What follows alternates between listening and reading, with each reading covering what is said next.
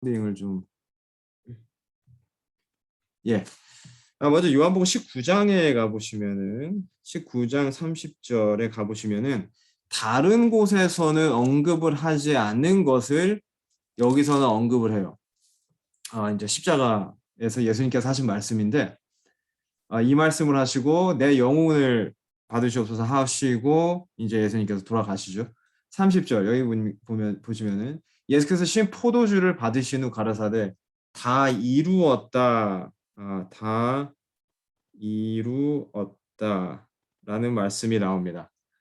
하시고 머리를 숙이시고 영혼이 돌아가시니라 이렇게 기록을 하고 있어요. 이 다 이루었다라는 말씀이 유일하게 요한복음 19장 30절에서만 등장을 합니다. 예수님께서 다 이루었다 말씀하시고 그 다음에 이제 다른 말씀을 하시고 돌아가시는데 예수님께서 하셨던 이 다 이루었다라는 말씀을 제가 조금 살펴보고자 해요. 십자가에서 예수님께서 하신 정말 큰 투쟁이 있었습니다. 이 투쟁이 이제 성경에 구구절절 나와요. 누가복음 23장에 가시면은 23장 35절, 그다음에 37절에 가보시면은 이 투쟁이 나옵니다. 누가복음 23장 제가 읽겠습니다. 23장 35절, 37절. 여기 보시면은 백성은 서서 구경하며 관원들도 비웃어 가로되 저가 남을 구원하였으니 만일 하나님의 택하신 자 그리스도여든 자기도 구원할지어다 하고 사람들이 이제 아래에서 예수님을 보고 있는 거죠. 십자가 아래 있는 사람들이 35절에 말하기를 저가 남은 구원하였어요. 여기서 말하는 구원은 여러 가지를 뜻합니다. 뭐 귀신 들린 자를 쫓아내기도 했고 어떤 면에 있어서는 병든 자가 낫는 것도 성경은 구원이라고 표현하고 있어요. 복음을 받아들여 가지고 회심의 경험을 하는 것도 구원입니다. 그런데 여기 보니까 남은 구원했어요. 예수님께서. 그걸 사람들이 말을 해요. 남은 구원했으되. 근데 나중에 뭐라고 말해요? 자기는 남을 구원하였으면은 정말 메시아라면 그리스도여든 이렇게 말하죠. 자기도 구원할지어다. 그러니까 만약에 이 사람이 여기 십자가에서 내려와서 자기를 구원하면은 진짜 메시아가 맞다 이거예요. 자, 37절. 가로되 내가 만약 유대인의 왕이거든 내가 너를 구원하라 하더라. 지금 보니까 계속 십자가에서의 그 십자가 주위에서의 투쟁. 십자가에서 투쟁은 뭐냐면 구원이에요, 구원. 계속 뭐라고 말을 하는 거냐면은 스스로 구원해봐라 이거예요. 지금 죽게 생겼는데 십자가에서 한번 해봐라 구원을. 자, 마태복음 27장에 가시면은 27장 42절에서 43절에 가시면은 굉장히 직접적인 언급이 나옵니다. 제가 읽겠습니다. 마태복음 27장 42절, 43절, 12절. 저가 남은 구원하였으되 자기는 구원할 수 없도다.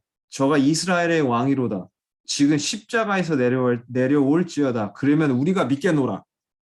35절, 37절과 비슷한 말씀이죠. 누가복음에 나온 말씀과 내려오면 우리가 진짜 메시아로 믿겠다 이거예요. 43절. 저가 하나님을 신뢰하니 하나님이 저를 기뻐하시면 이제 구원하실지라. 제 말이 나는 하나님의 아들이라 하였도다 하며 여기 굉장히 중요한 언급이 나오는데 지금 사람들이 예수님께서 십자가에 달려 돌아가시려고 하는 이것을 어떻게 해석을 해요? 43절을 보니까 하나님께서 정말 자기의 아들로 여긴다면은 그 다음에 예수님께서 정말 하나님을 신뢰하신다면은 분명히 하나님께서 지금 돌아가시려고 하는 예수님을 구원하실 것이다 이렇게 말을 하고 있어요. 그러니까 뭐냐면은 지금 마찬가지로 이제 구원의 주제에서 마태복음 27장 다루는데 이게 한마디로 종합하면은 예수님이 스스로를 구원하지 못하는 처지에 있다고 지금 여기는 거예요, 사람들이. 남은 구원하였을 때 남은 구원하였으니까 자기도 구원해라 이거예요. 그래서 자기를 구원하지 못하는 것은 43절 저희가 읽었던 방금 전에 보니까 결국은 누가 구원하지 않은 거예요? 하나님께서 예수님을 그러니까 아버지께서 예수님을 구원하시지 않는다. 아버지께서 아들을 구원하시지 않는다라고 여긴 거예요. 이게 한마디로 뭘까요? 버렸다 이거예요. 버렸다. 하나님께서 예수님을 지금 십자가로 버렸다. 이겁니다. 그러니까 이게 십자가에서의 가장 큰 투쟁이거든요. 아버지와 아들의 분리예요.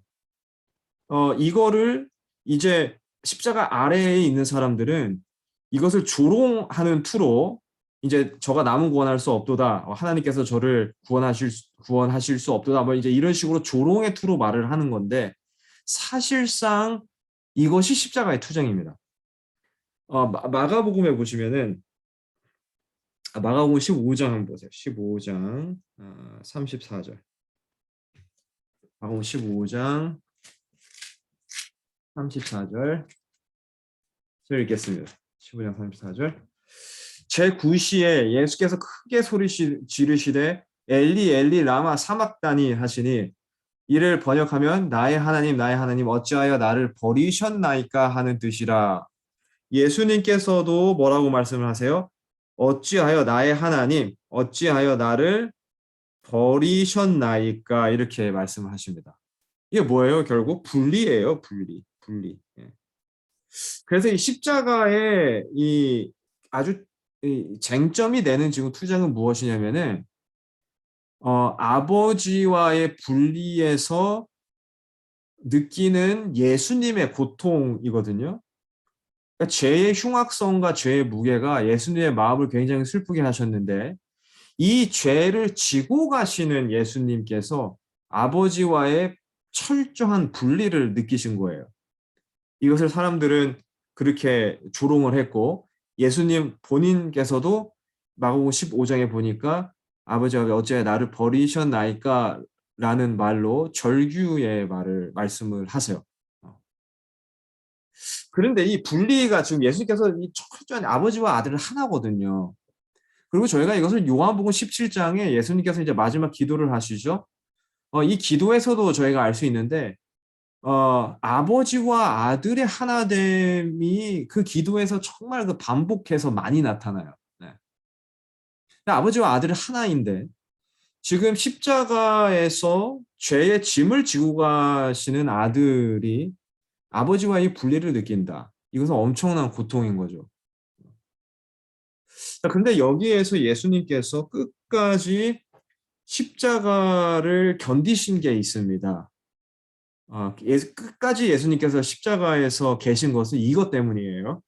이게 이제 마가복음 15장에 잠깐 등장합니다. 15장 24절에 보시면은 이 행위에서 저희가 정말 예수님을 끝까지 지탱해 준 것을 볼 수 있어요.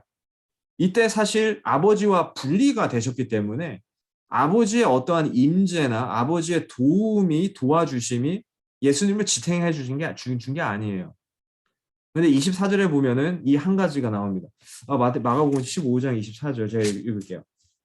제가 잘 아는 사실 십자가에서 행위인데 십자가에 목 박고 그 옷을 나눌세 누가 얻은 것을 얻을까 하여 제비를 뽑더라. 죄송합니다. 마가복음 15장 24절 23절부터 읽겠습니다. 죄송합니다. 23절 모략을 탄 포도주를 주었으나 예수께서 받지 아니하시니라 이렇게 말을 하고 있어요. 그리고 24절에 보면 이제 옷을 나누는 행위가 나오죠. 23절에 보니까 여기 모략을 탄 이제 신포도주인데 여기 보면은 예수님에게 이걸 갖다 댔다고 나와요. 이제 해용이라고 나오고 마태복음에서는 이제 이것을 쓸개라고 나오고 있습니다.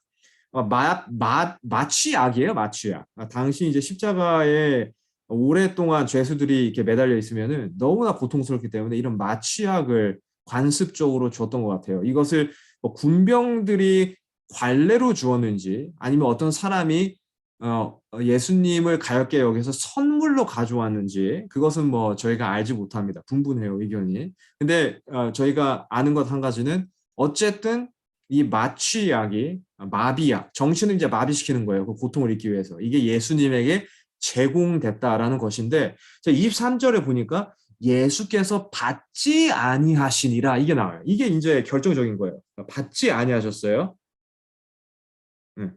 자, 왜 예수님께서 이것을 받지 아니하셨을까? 여기서 예수님의 행동의 핵심이 나오거든요. 십자가를 지탱하신 힘, 그 핵심이 나옵니다. 이게 뭐냐면은 예수님께서는 감각을 마비시키는 것을 이용하셔가지고 지금 뭐 모략을 탄 포도주처럼 이런 것을 의지하셔가지고 십자가를 지시기로 선택하지 않으신 거예요.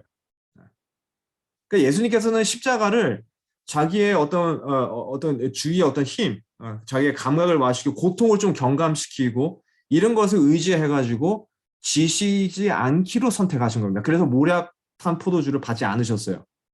오직 예수님께서 십자가를 지신 것은 무엇이냐면은 아버지의 말씀을 의지하는 믿음, 아버지의 말씀을 의지하는 믿음으로 십자가를 지신 거예요. 자, 이게 이제 요한복음에 조금 나와요. 요한복음에 보시면은 마지막에 헬라인들이 찾아오잖아요. 예수님에게. 헬라인들이 찾아오는데 이 헬라인들에게만 들린 음성이 있습니다.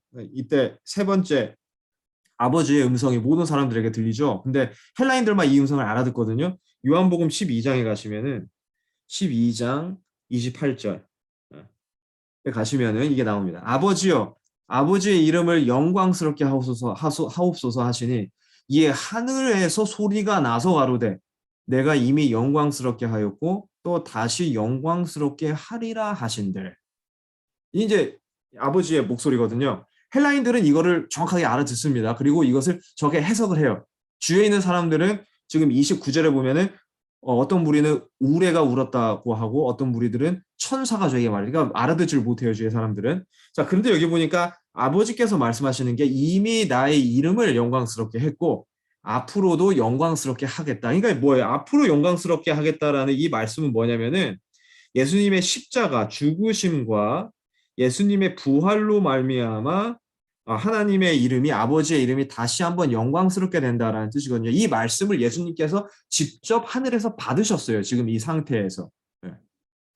그래서 예수님께서는 십자가를 끝까지 지시면서 십자가 위에서도 이 의지하신 말씀은 바로 이 말씀입니다. 아버지의 말씀을 의지하는 이 믿음 이거였거든요. 죄를 지심으로써 아버지와의 분리에서 아버지를 의지하신 거예요. 그러니까 보통 사람과의 분리는 고통을 주지 않아요. 저희가 잘 모르는 사람하고 분리당했어요. 뭐 저기 멀리 갔어요. 분리당해서 이제 다시는 볼 수도 없고 그 사람에 대한 소식도 없어요. 별로 고통을 주지 않습니다. 나의 관계가 없는 사람이거든요. 정말 우리에게 고통을 주는 것은 무엇이냐면은 사랑하는 사람과의 분리예요. 이거는 정말 어떤 종류의 분리가 되었든지 어떤 형태의 분리가 되었든지 이 분리는 사랑하는 사람과의 관계에서는 어마어마한 고통을 우리에게 가져다 줍니다. 아버지와 아들의 관계거든요, 지금. 근데 분리를 완전히 하나인 관계, 완전히 사랑의 관계인데 이것서 분리를 느꼈단 말이죠. 근데 이 어마어마한 이 분리에서 느끼는 고통 속에서 예수님께서는 무엇을 하셨다는 거냐면은 그래도 그러한 분리에서 아버지의 말씀을 믿었다 지금 이거거든요. 이것만을 의지해서 십자가를 지신 거예요. 그래서 이러한 이 예수님의 투쟁은 이러한 이제 사랑의 관계 분리에서 오는 고통이었는데 이러한 분리와 고통 중에서도 아버지의 말씀을 의지한다는 것은 예수님의 사랑의 참된 성격을 나타내주는 품성입니다. 사실은.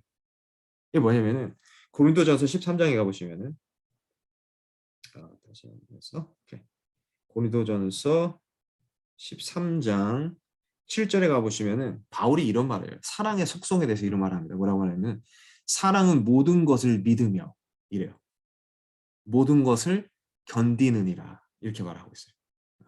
모든 것을 믿으며 모든 것을 견디느니라 이렇게 말하고 있습니다.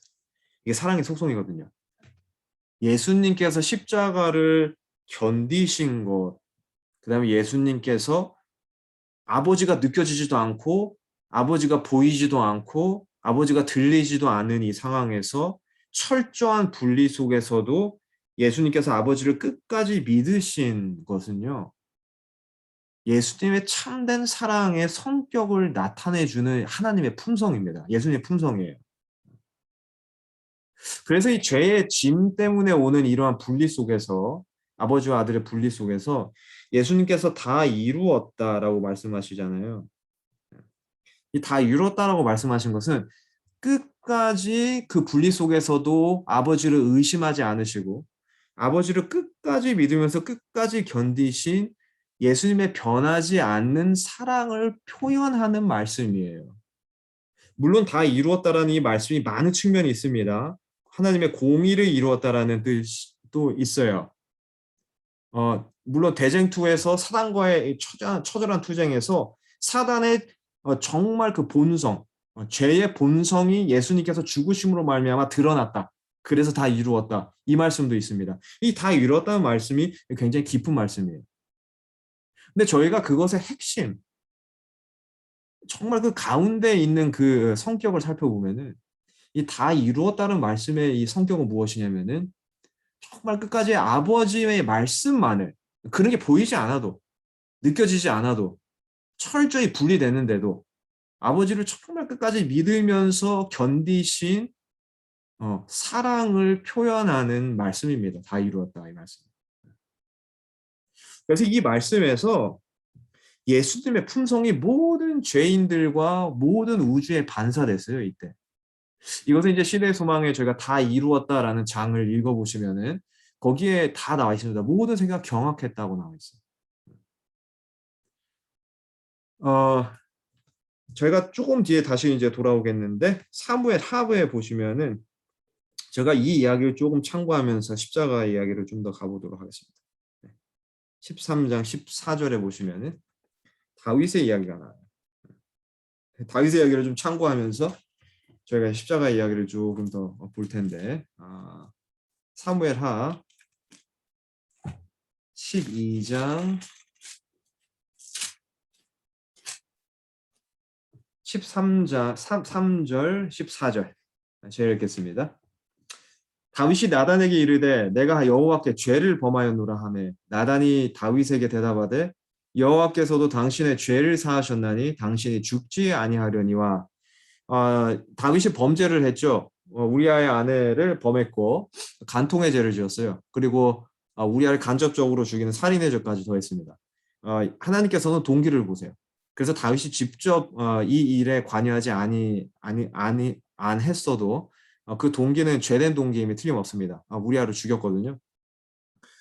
이 죄를 짓고 나서 다윗이 참 뻔뻔하게 1년을 그냥 살아요. 지금 그 죄가 이제 11장에 나오고 12장에 딱 오자마자 나단이 나타나거든요. 근데 11장과 12장 사이에 1년이라는 시간이 있습니다. 다윗이 1년 동안 아무 일도 없었던 것처럼 잘 먹고 잘 살아요. 하나님께서 이걸 보시고 나단을 딱 보내요. 1년 뒤에. 그래서 지적을 합니다. 죄를. 그게 이제 13절에 저희가 나온 이 말씀이에요. 딱 지적을 하니까 다윗이 죄를 깨닫습니다. 그리고서 이제 다윗이 말을 한 거예요. 다윗이 나단에게 이르되 내가 여호와께 죄를 범하였노라. 다윗이 죄를 범했다고 말을 합니다. 다윗이에요, 이거는. 자, 그런데 나단이 다윗이 말을 하자마자 바로 대답을 해줘요.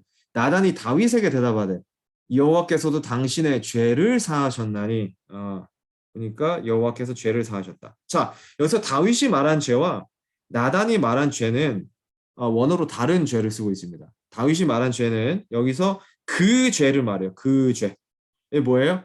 우리아를 살인한 죄, 그 다음에 그의 아내를 간음한 죄. 그 죄를 말해요. 이 죄에 대해서 고백을 한 거예요. 자, 근데 나단이 여호와께서 괜찮다. 여호와께서 그 죄를 사하셨다라고 말했을 때 이 죄는 나단이 말한 죄는 그 죄에 대한 결과를 말한 거였어요. 결과. 이 단어의 성격이 좀 다릅니다. 이제 원어로 보면은. 그래가지고 이 죄의 결과가 뭐예요? 간음과 살인의 죄의 결과는 레위기서에 보면은 뭐 아무리 왕이 되었든지 간에 물론 아무도 왕을 그렇게 할 사람은 없겠죠. 하지만 하나님 보시기에는 그 죄의 무게는 똑같습니다. 뭐냐면은 죽음이에요, 죽음. 죽어야 돼요. 그래서 다윗은 죽어야 됩니다. 이 죄의 결과는 죽음인데 이 죽음이라는 죄의 결과를 하나님께서 사하셨다라는 거거든요. 지금 나단의 대답은. 자, 그런데 저희가 자세히 보면은 14절 이 일로 인하여 여호와의 원수로 크게 회방할 거리를 얻게 하였으니 당신의 낳은 아이가 정령 죽으리라 하고. 보니까 죄의 결과인 죽음이 지금 다윗에게는 차해졌는데 자세히 보니까 14절에 이 결과가 어떻게 됐어요? 전가됐어요. 전가됐어요. 누구에게? 아이에게 전가됐거든요. 이 아이는 죄를 모르는 아이입니다. 지금 막 이제 태어난, 물론 다윗의 죄의 결과였어요. 그 아이가 태어난 거는. 하지만 이 아이는 죄를 알지 못해요. 근데 죄를 알지 못하는 이 아이에게 죽음이라는 것이 없어지고 사라진 게 아니라 다윗에게 사라지기 위해서는 그 죄의 결과가 전가되어야 됐어요. 아이에게. 그래서 다윗이 죽지 않고 아이가 죽습니다. 16절에 다윗이 아이가 죽는 것을 이제 깨닫고 이렇게 말을 해요. 이런 행동을 합니다. 다윗이 그 아이를 위하여 하나님께 간구하되 금식하고 안에 들어가서 밤새도록 땅에 엎드렸으니 이 17절에 보면은 그 집에 늙은 자들이 곁에 이르러 다윗을 일으키려 하되 왕이 듣지 아니하고 저희로 더불어 먹지도 아니하더라. 이래 만에 18절에 보니까 뭐라고 해요? 이래 만에. 그러니까 다윗이 일주일 동안 먹지도 않고 마시지도 않고 금식을 하면서 누구와 지금 계속 같이 있는 거예요? 이 죽어가는 아이를 보면서 이 아이를 위해서 계속 기도를 하고 있는 거예요. 간구하되라고 말을 하고 있습니다. 이 아이가 죽는다는 선포를 받았어요. 근데 이 아이를 아버지는 버리지 않아요. 자기의 죄의 결과인 것을 알고 있습니다. 그리고 다윗이 또 말을 해요. 혹여나, 왜냐면 과거에 그런 사례들이 있잖아요. 정말 기도하고 회개하면은 사람이 사는 경우들이 많아요. 다윗이 그거를 모를 리가 없죠. 그 역사를 다 알고 있죠. 그래서 다윗이 그것을 기억하고 혹여나 하나님께서 이번에도 그렇게 해주지 않을까 해가지고 기도를 하지만 그 마음속에는 여전히 이 아이가 죽을 거라는 생각은 있었거든요. 자기가 기도를 하더라도 이 아이는 죽을 수 있겠다라는 생각이 있었어요, 다윗은. 그런데 그럼에도 불구하고 이 아이를 떠나지 않습니다. 아이가 죽을 줄 알거든요. 근데 죽어가는 아이 옆에서 이 아이가 살지 못할 거라는 것을 어느 정도 알면서 이 아이를 떠나질 않아요. 아버지와 아들의 이야기입니다. 다윗과 이 아이의 이야기. 여기서 다윗이 시편을 쓰죠. 시편 51편 4절을 보시면은 시편 51편 4절 내가 주께만 범죄하여 주의 목전에 악을 행하였사오니 주께서 말씀하실 때 의로우시다 하고 51편은 바세바가 범죄한 후에 다윗이 이제 회개하면서 쓴 시입니다.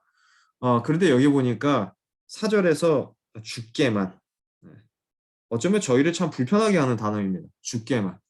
다윗은 바세바에게 범죄를 하였고 우리아에게도 범죄를 하였어요. 그래서 51편 4절에 쓸 때는 이 모든 사람들에 대한 죄의 기록을 다윗이 다 써야 됩니다. 내가 바세바에게도 잘못하였고 우리아에게도 잘못하였다. 주위의 사람들을 속인 것에서도 내가 잘못하였다. 자, 그런데 4절에 보니까 뭐라고 그래요? 주께만 내가 범죄하였으니 라고 해요.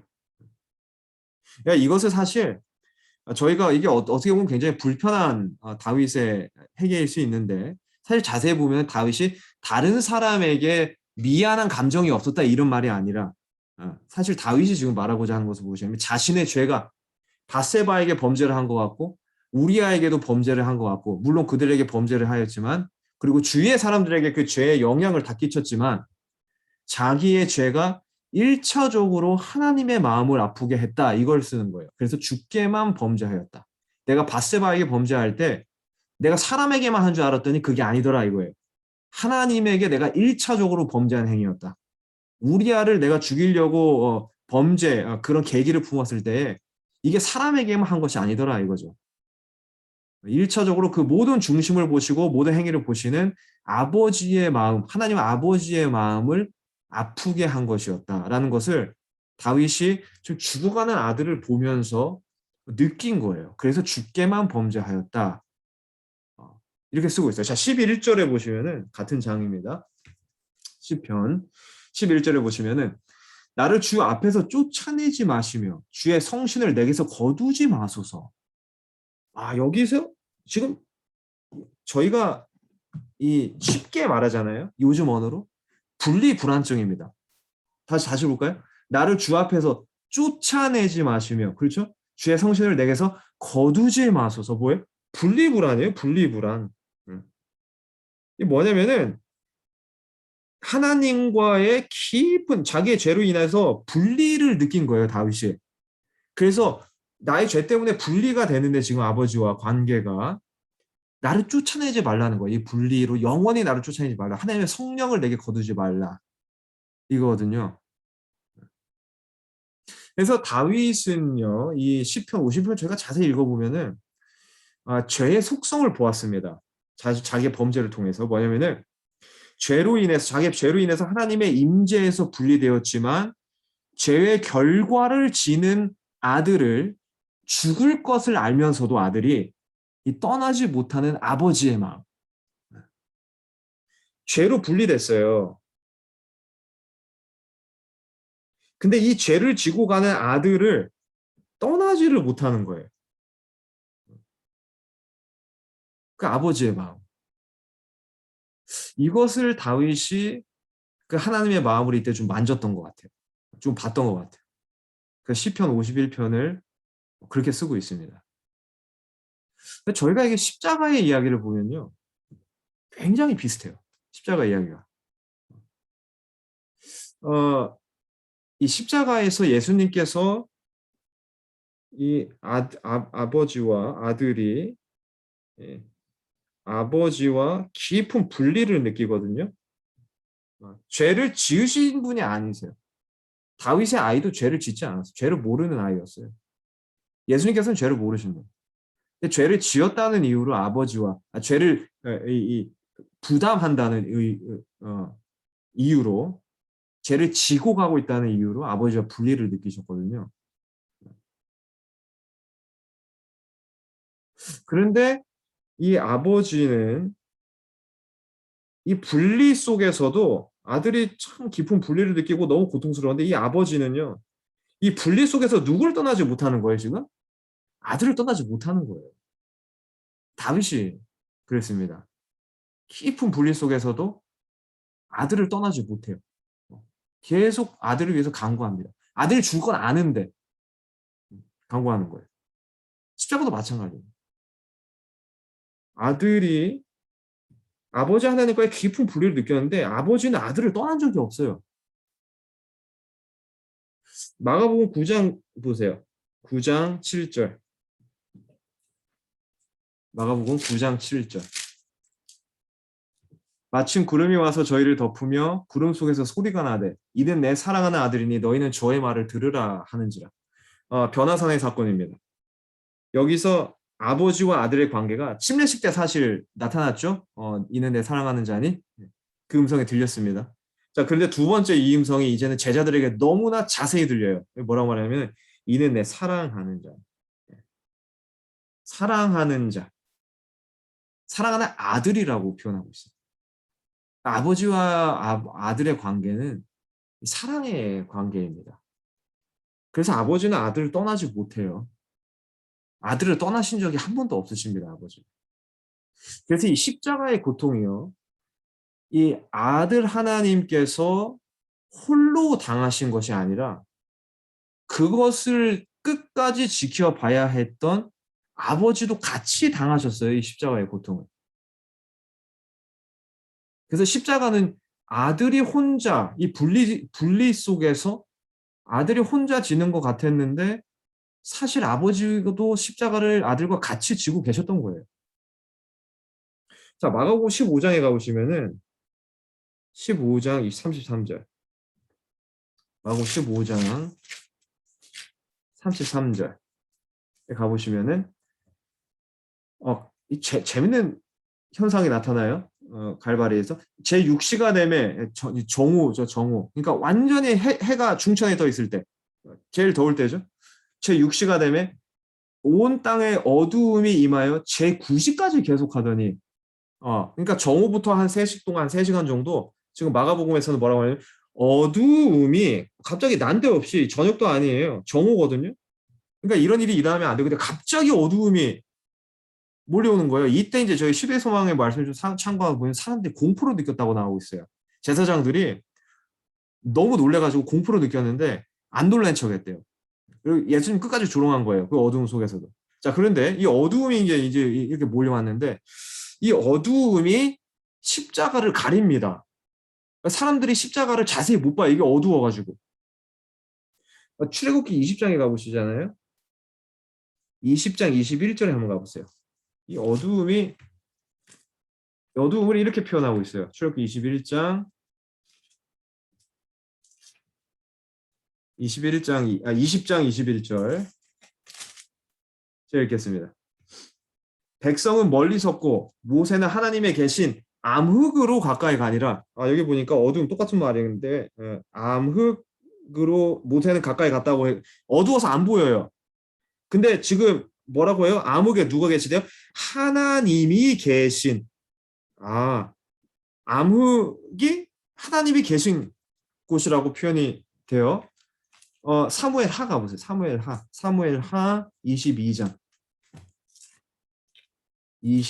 사무엘 하 22장 10절. 저가 또 제가 적겠습니다. 사무엘 하 22장 10절. 저가 또 하늘을 들이우고 강림하시니 그 발 안에는 어두캄캄하도다. 자, 12절. 저가 흑암. 지금 똑같이 단어, 암흑, 흑암 똑같은 말이죠. 흑암, 곧 모인 물과 공중에 빽빽한 구름으로 둘린 장막을 삼으시며 하나님의 임재입니다. 하나님의 임재라는 표현인데 그 보니까 무엇을 하나님의 임재를 표현해? 암흑, 흑암. 이것을 영어로 표현을 보면은 캐노피라는 표현을 써요. 참 재밌는 표현이죠. 캐노피. 캐노피가 뭐예요? 이렇게 두른다라는 표현이거든요. 저희가 이제 이렇게 캐노피를 설치하면 우리를 이렇게 둘러줘가지고 이렇게 햇빛을 피하게 해주잖아요. 근데 뭐가 캐노피가 됐다라고 말을 하냐면은 암흑이 캐노피가 됐다 이 말을 하고 있어요. 그러니까 하나님께서 계신 곳에 하나님의 임재가 마치 암흑처럼 이렇게 하나님의 임재를 둘렀다 이 말이거든요. 지금 사무엘 하 22장 10절에서 말하는 게. 자, 그래서 저희가 이렇게 보면은 암흑이 흑암, 어두움 이런 것들이 하나님의 임재를 표현하는데 자주 쓰였습니다. 마가복음 15장 33절에 십자가에서 정오부터 제9시 약 한 3시간 정도 갑자기 어두움이 몰려와서 십자가를 가려요. 사람들이 놀랍니다. 사람들은 몰라요, 이게 뭔지. 어떤 사람들은 공포에 질려가지고 거기서 멀어지는 사람들이 있었고 제사장 같은 사람들은 그게 아무것도 아니라고 애써 침착한 척하면서 예수님 끝까지 조롱했습니다. 사람들은 잘 알지 못했던 것 같아요. 뭘 알지 못했냐면은 이 지금 십자가를 덮은 어두움과 이 암흑이 뭐일 수도 있다? 하나님의 임재일 수도 있다라는 것을 알지 못했던 것 같아요. 그 뭐를 가린 거예요, 지금? 하나님의 임재가 지금 찢겨지고 형체를 알아볼 수 없고 지금 너무나 고통 중에 있고 너무나 아프신 자기 아들을 어떻게 한 거예요? 가린 거예요, 지금. 근데 시대 소망 754페이지 보시잖아요. 소망 754페이지에 보시면 어떤 표현을 쓰고 있냐면 그리스도께서는 하나님의 외투로 가려주셨다. 이 암흑을 표현하면서 어두움을 표현하면서 뭐라고 하냐면은 그리스도께서는 하나님의 외투로 가려주셨다. 참 아름다운 표현을 쓰고 있어요. 아버지께서 가려주신 거예요. 너무 아프셔서. 찢기시고 형체를 알아볼 수 없고 모양을 완전히 잃어버리신 이 아들을 위해서 아버지께서 그거를 가리신 겁니다. 그래서요, 이 분리 속에서 아버지와 아들의 철저한 분리, 깊은 분리거든요. 고통받으시는 아들. 이 분리 속에서 아버지는 아들을 떠난 적이 한 번도 없으십니다. 이게 십자가예요. 아버지께서는 같이 아들과 고통받으셨고 같이 십자가를 지셨고 아들이 돌아가셨을 때 아버지도 같이 돌아가셨어요. 제가 어렸을 때 이 겨울이 되면요. 이제 제가 굉장히 어렸을 때예요. 초등학교 때였는데 제가 이제 집을 나서면 아침에 이제 학교로 가잖아요. 초등학교로 가면은 이 집을 나설 때마다 항상 저희 어머니께서 해 주셨던 게 있는데 그게 바로 뭐냐면 목도리예요, 목도리. 이 목도리를 항상 저에게 주셨어요. 근데 저는 이 목도리가 너무 싫었어요. 왜냐면은 너무 답답해요. 목도리가 이제 저는 꼬맹이고 목도리는 길잖아요. 그러니까 목도리를 몇 번 칭칭 감으면은 막 얼굴이 여기까지 올라와요. 그러니까 막 이렇게 움직이기도 너무 힘들고 막 너무 이렇게 얼굴까지 올라가니까 너무 답답하고 또 여러 가지 이유로 그리고 솔직히 뭐 목도리를 할 만큼 그렇게 어렸을 때는 추위를 느끼지도 못했고 그래서 이 목도리 하는 게 너무 싫었어요. 그래서 목도리를 이렇게 해 주잖아요. 제가 나갈 때 어머니께서 해 주시면은 그걸 감는 척 이렇게 가만히 있다가 나가서 어머니가 인제 더 이상 보이지 않으면은 그 목도리를 다 풀어 가지고 다시 가방 속에 넣어서 가고 그랬어요. 근데 하루는 인제 제가 목도리를 이렇게 인제 어머니께서 인제 목도리를 해 주셨어요. 근데 제가 그때는 너무 답답해 가지고 어머니께서 보신 바로 앞에서 제가 목도리를 바로 풀었어요. 어 그러고서 저도 모르게 인제 그걸 손에 인제 짚고 가방 속에 넣지 않고 손에 짚고 인제 딱 나가려고 하는데 어머니께서 이런 말씀을 하신 거예요. "얘야." 이래요 저보고. "너가 추우면은 너만 추운 게 아니라 너가 추우면은 나도 추워." 이 말씀하셔. 근데 저는 그게 무슨 말씀인지 잘 이해를 하지 못했어요. 그때 너무 어렸으니까. 근데 그게 인제 쪼금씩 이해가 되기 시작해요. 이 사랑하는 사람, 이 사랑의 관계에 있어서는 그 사람이 당하는 그 어떤 것은 나의 고통이 될 수 있는 거예요. 그 사람이 추우면 나도 추울 수 있는 거고 그 사람이 아프면 나도 아플 수 있는 거고 그 사람이 너무 외롭고 힘들면은 나도 외롭고 힘들 수 있는 거예요. 사랑의 관계입니다. 그 아들이 느끼신 이 분리에서 오는 고통을 예 이 아버지께서도 그 아픔을 같이 느끼셨어요. 아버지께서는 십자가를 같이 지신 거예요, 아들과. 그래서 이 십자가는요, 아들과 아버지의 이야기입니다. 아들과 아버지의 이야기예요. 이 나의 죄가 이 원인을 제공했다는 게 아 저의 마음을 아프게 해요. 내가 아직도 짓고 있는 죄, 내가 과거에 지었던 죄, 이 하나님의 마음을 모른 죄, 이 죄가 아들과 아버지의 이 이야기의 원인을 제공했다는 게 우리의 마음을 참 아프게 합니다. 그래서 아버지와 아들이 함께 고통을 받으면서 나를 위해서 지불한 이 사랑은요. 정말 실로 형용할 수 없는 사랑인 거예요. 십자가는 어마어마한 이야기입니다. 이게 아들만 돌아가신 게 아니에요. 아버지도 아들과 같이 돌아가셨어요. 이 십자가가 정말 온 하늘이 우리한테 다 주어진 거예요. 그래서 이 우리가 구원을 받지 못할 이유가 없습니다. 이 십자가를 바라보고 우리가 그 어마어마한 정말 큰 사랑을 저희가 바라볼 때에 구원을 받지 못할 이유가 없는 십자가의 이야기였습니다. 오늘은 여기까지 저희가